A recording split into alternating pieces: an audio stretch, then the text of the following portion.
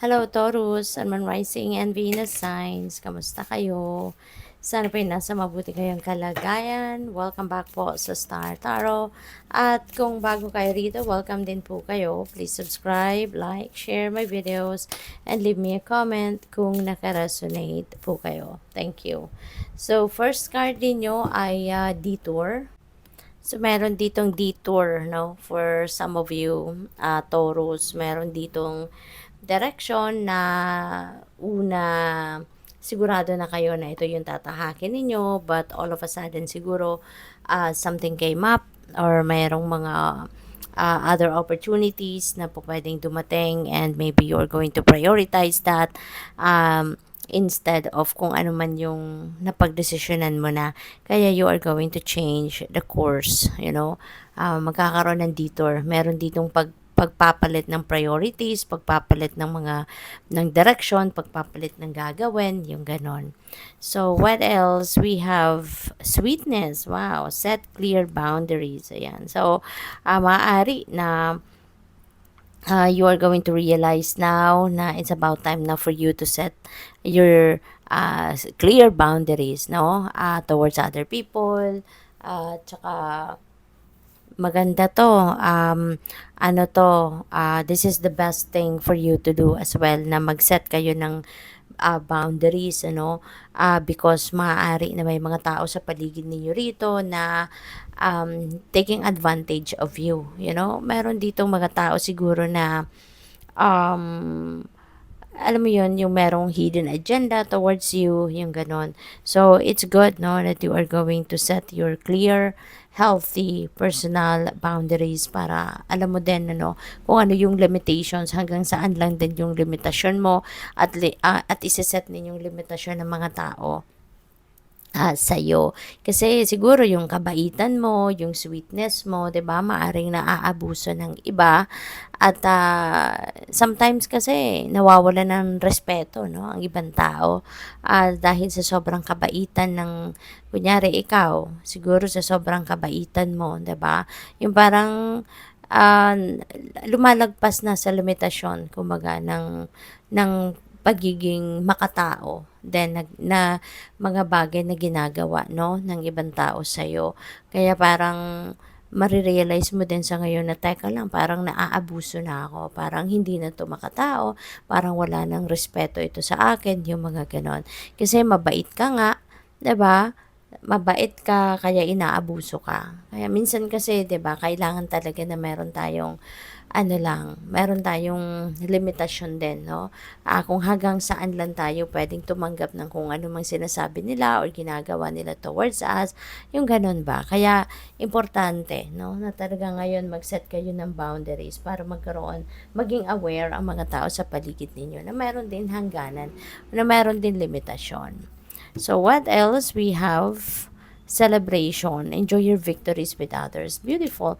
Meron kayo dito mga pagtatagumpayan. Meron kayong mga successes dito na isa-celebrate, no? Kasama ng inyong mga mahal sa buhay, mga kaibigan, mga kapamilya, yung gano'n. So, depende sa inyong sitwasyon kung ano man ito.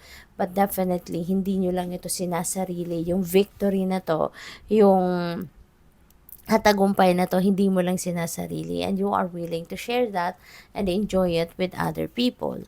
So, we also have serendipity, napakaganda, merong fated encounter, no? Maybe meron kayong mga makikilalang tao sa ngayon na are meant, no, to be part of your life at this time. Meron kasing, alam mo yun, people do come and go sa buhay natin, hindi ba? Alam naman natin lahat yan. Na at some point sa buhay natin, meron dumadating na mga tao that are meant to stay, no? For just a few months or few years, 'di ba, sa buhay natin. Pagkatapos when their mission, no, sa buhay natin ay tapos na, they just go, no, nawawala na lang sila, nagdi-disappear na lang, and natural yun, normal yun, kasi sadyang ganun ang buhay, no. Some people come at a certain period of time dahil may mission sila sa atin, meron silang purpose, no, for that, and they go they're gone, 'di ba? At a certain period of time kapag tapos na din ang mission nila sa atin. And then another person comes in, 'di ba? There are people that comes in sa buhay natin that are meant to stay, 'di ba? Habang tayo ay nabubuhay, 'di ba? May mga ganon. And yung eto, no, yung fated encounter na to, this is someone, no, or maybe more than one person ang pwedeng makilala mo or meron dadating sa buhay mo sa ngayon that are meant uh, for you to meet that person, ano? So, talagang yung taong ito, it feels like to me na magdadala ito ng swerte sa'yo, magdadala ito ng kasiyahan sa'yo, yung ganon, ano? So, good luck sa'yo. So, tignan natin kung ano pa yung mga mensahe para sa'yo, Taurus.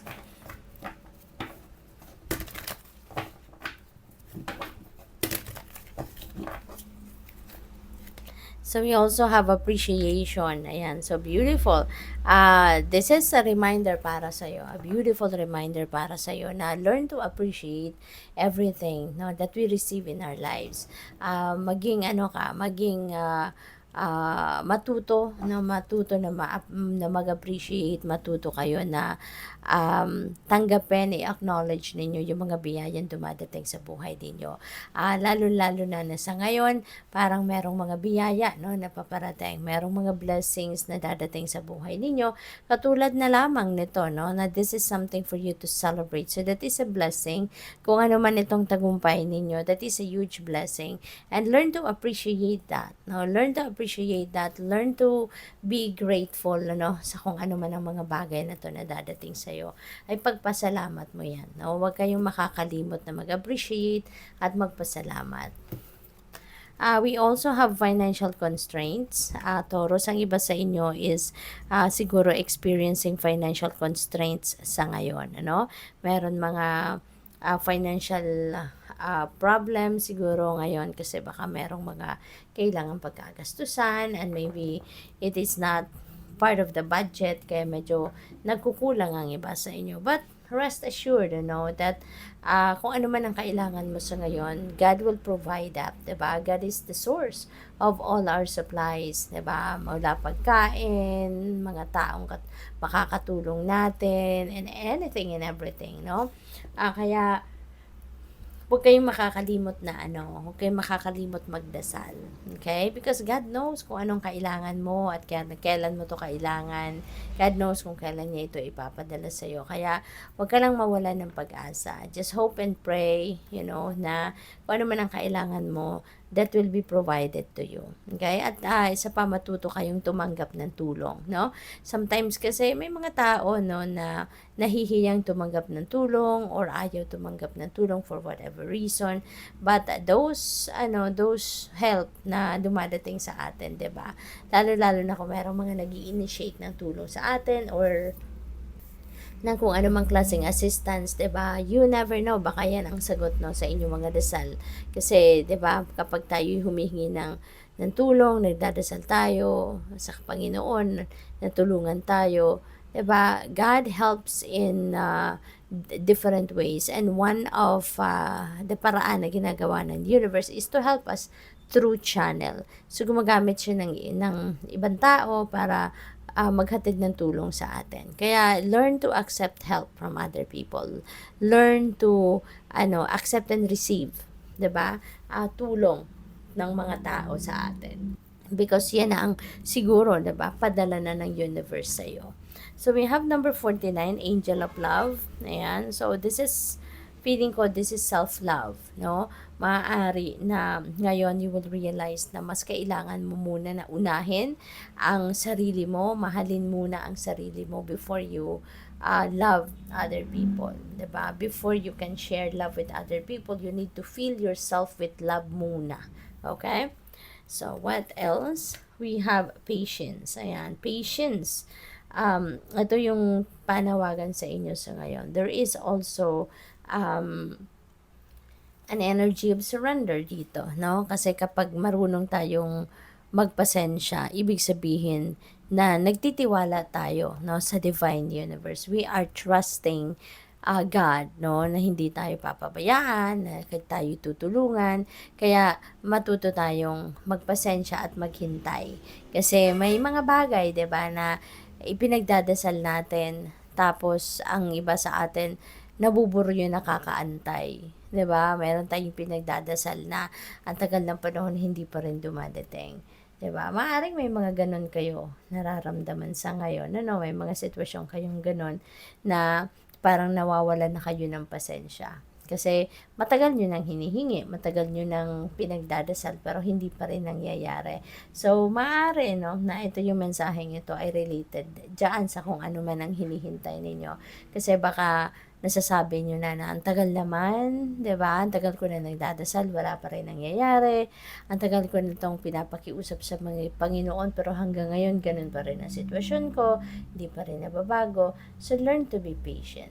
Okay? Learn to be patient because the longer you wait, 'di ba? Ibig sabihin nun, mas bongga pa bongga ang hinahanda para sa iyo. Mas marami pa kaysa doon sa hinihingi mo ang inihahanda ng Divine Universe para sa iyo. So learn to be patient and learn to wait. Kasi meron din kasabihan, 'di ba? Na good things come to those who wait. Ayun. Kasi ginagawa pa, piniprepare pa, ginagawan pa ng paraan ng divine. Ina-align pa niya yung mga tao, mga resources, mga pangyayari, situation. No? Ina-align pa niyang lahat yan bago ibigay sa iyo kung ano man ang hinihingi mo. No? Kaya matuto ka munang magpasensya at matutong magantay. At saka while you are waiting, maybe this is also a perfect time for you na mag-reflect ka, magnilay-nilay ka. Because maybe, isa din, no, na maaring rason kung bakit hindi ka pa binibigyan or hindi pa binibigay sa iyo ang hinihingi mo. It's maybe because you are not ready yet for it. Alam mo, nagdadasal ka, hinihingi mo yan, pero tanungin mo sarili mo, are you ready? 'Di ba? Pag dumating na ang hinihingi mo, nakahanda ka na ba para doon? Alam mo na ba kung anong gagawin mo doon? Alam mo na ba kung saan saan mo ilulugar ang sarili mo kapag dumating na yung hinihingi mo?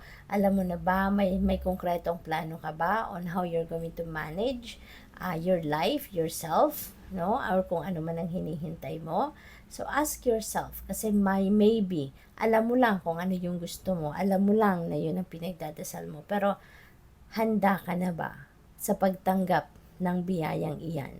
Kasi maaaring isa yan sa rason kung bakit hindi pa binibigay sa iyo, because you're not ready yet. You have not made plans yet, no?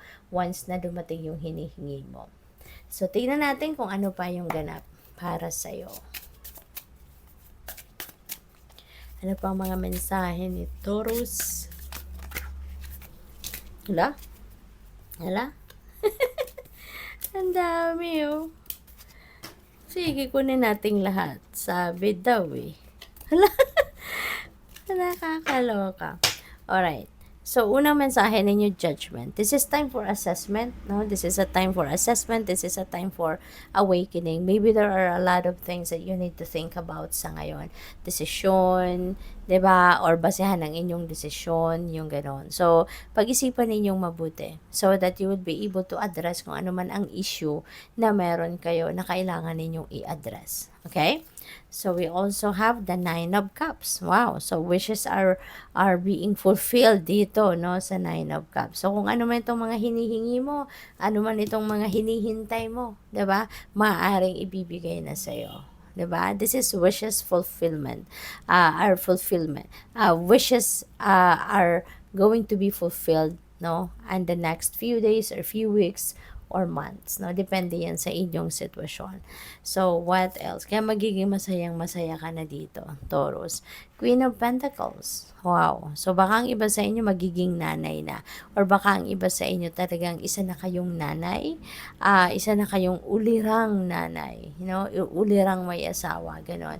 Kasi si Queen of Pentacles, this is someone na very nurturing, very caring, very loving, at isa pa napakasipag niya. No? She provides. Hindi lang siya umaasa sa perang hatid or dala ng kanyang asawa or kanyang partner sa buhay. Hindi lang siya umaasa doon sa dala ng pera niya, dalang pera niya, but she is also working hard to provide also for the family, to help provide, no, money for the family. Kaya napaka-uliran ni Queen of Pentacles, no? Kaya kung eto man, ano, if this is the energy that you are going to embody at this time, napakaswerte ng mga mahal mo sa buhay for having you around, no? This is abundance as well. This is abundance, this is prosperity. Kaya maaaring meron talaga kayong mga financial blessings na dadating dito, no? So, good luck and congrats. We have 4 of Cups. Ayan. So, may mga offer, no, na maaaring kakatok or dadating sa buhay mo sa ngayon. Pero, heads up ito para sa iyo kasi baka ang iba sa inyo nabuburyo, ano? Baka ngayon nabuburyo, nawawala ng amor sa buhay, and maybe because that is related to financial constraints. Baka dahil ang iba sa inyo nagkukulang sa pera, hindi ba? Meron sigurong lungkot na nararamdaman, nawawalan ng gana, 'di ba? Kasi nga baka dahil sa pagkukulang na pera. Pero tignan mo, may offer sa iyo. You never know, baka ito na yung tulong na hinihintay mo or ito na yung tulong na kailangan mo para matugunan kung ano man ang mga pangangailangan mo pagdating sa pera. 'Di ba? Kaya pansinin ninyo kung sino man ang dadating na mag-o-offer sa iyo ng kung ano man na pwedeng pagkakakitaan or baka meron tulong talaga na financial, tanggapin mo. Tanggapin mo. Baka kasi yan na yung tulong sa iyo ng Divine Universe. Baka yun na yun ang sagot sa inyong mga dasal, 'di ba? So we also have the 7 of Cups. Ayan, multiple opportunities are coming your way. So, marami talagang blessing, no, ang dadating sa inyo. Ito naman mga opportunities na dadating sa inyo na pagpipilian mo. Kailangan mong pag-isipan din, no, mabuti kung alin dito, no, yung kukunin ninyo. Kaya nga, always remember to listen to your intuition, okay? Because your intuition is your 24/7 guide, no? Na pwede mong i-access any time of the day at mapagkakatiwalaan mo yung mensahe na mapupulot mo dyan because that's divine guidance, okay? Para mag-guide kayo kung alin dito yung best na opportunity na kukunin mo. We have 7 of Pentacles. So this is also about patience. This is also about waiting, Kasi baka related ito dito sa patience card, 'di ba? Kasi ito parang nakaano na yung alam mo yun, yung nag-aantay ka nag-aantay ka na. So, maaari talaga na gustong-gusto mo nang makamit, no, yung tagumpay dito, gustong-gusto mo nang makuha kung ano man ang resulta na ine-expect mo sa mga ginawa mo. So, you are in the waiting stage, no? Nasa mode of waiting ka dito. Nakikita. So, what else? We have the Knight of Cups. May offer, apology, no? Meron ditong magsusorry sa'yo. Meron ditong mag-i-initiate ng kanyang pagpapakumbaba. Merong magsusorry sa iyo rito. This is si Knight of Cups, then this is parang hopeless romantic, no, na tao. Probably ang iba sa inyo, Taurus, baka kayo ay expecting or naghahanap siguro kayo ng pag-ibig, no? Baka kayo ay single pa. So, ngayon, maaaring meron dumating na. No, baka dadating na dito yung inyong Mr. Right, baka dadating na dito yung inyong ipinagdadasal, no, na love life. Kaya maaring kayo ay makikipag-date na, no? So we also have the moon. Ayan, always follow what your intuition is telling you. Okay? Kasi divine guidance ito. Siguro meron kayong mga decision making talaga na kailangang harapin sa ngayon, pero hindi pa kayo sigurado sa magiging decision ninyo. Kaya take your time, no, and try to listen to your intuition kasi for sure, kung ano man ng confusion na nangyayari, kung ano man ang gulo sa isip mo na nangyayari, your intuition will be guiding you kung ano ang dapat mong gawin. It will give you clarity of thought. Okay?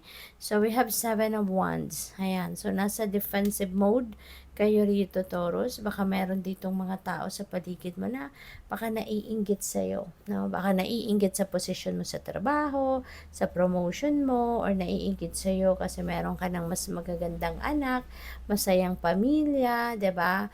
Masayang love life. So, for whatever reason, there are people dito na are trying to take you down. They are trying to sabotage you, yung gano'n. Kaya mag-iingat din kayo sa mga taong ito.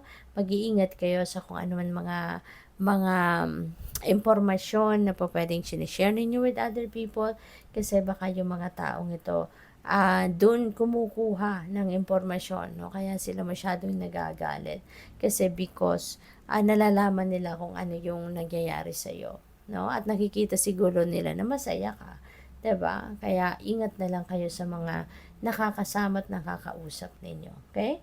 So good luck sa'yo. Thank you for watching. Love and light. Namaste.